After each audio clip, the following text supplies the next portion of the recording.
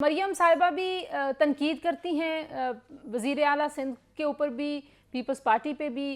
Peoples party भी मुसलसल तनकीद कर रही है, आप इत्तेहादी भी हैं। मुल्क इस वक्त जो है वो पहले अदम इस्तेहकाम का शिकार है।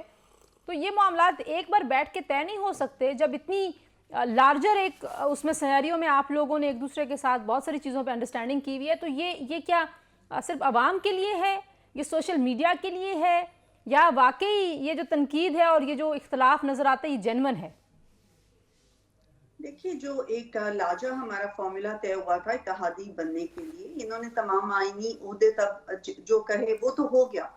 उसके बाद से लेके अब तक प्राइम मिनिस्टर ने बहुत दफा इनको कहा हम ये चाहते हैं कि ये वफाक में ये कैबिनेट का भी हिस्सा बने। जब कैबिनेट का हिस्सा बनती है एक पार्टी तो तमाम पॉलिसीज के उनको पता होता है कि क्या पॉलिसीज हो रही हैं, क्या डिस्कशंस हो रही हैं, क्या चीजें चल रही हैं। मुल्क एक बहुत मुश्किल हालात में से गुजर रहा है, उसकी वजह से रोज बरोज ये पॉलिसीज बनती हैं, लेकिन हम इसके बावजूद के कैबिनेट में नहीं आना चाहते। वफाक में बिल्कुल इनके साथ चलने को तैयार हैं। हम समझते हैं कि इनकी इत्तेहादी हमारी सबसे बड़ी इत्तेहादी जमात है और इनकी वजह से ही हमारी गवर्नमेंट कायम है।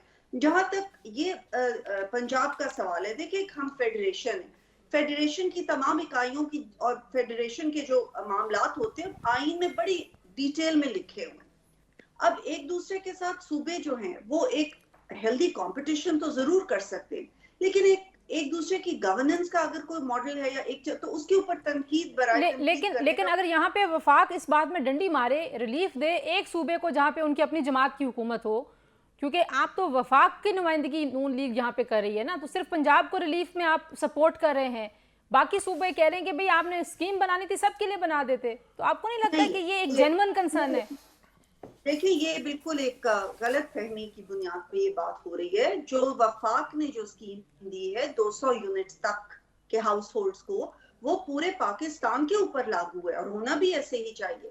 अगर एक चीफ मिनिस्टर किसी सूबे की खुद ये सोचते हैं कि उस स्कीम को के बावजूद और उन्होंने पैसा अपनी एडीपी से निकाल के दिया है, तो वो हर सूबे का अपना इस्तेहकाक है, उनका अपना बजट है। उनके पास एनएफसी के बाद तकरीबन 60% ऑफ द बजट तो सूबों के पास होता है। ठीक है। सिंध भी चाहे तो ये कर सकते हैं, बल्कि सिंध को उससे बहुत थोड़े पैसे लगाने पड़ेंगे आबादी के लिहाज से।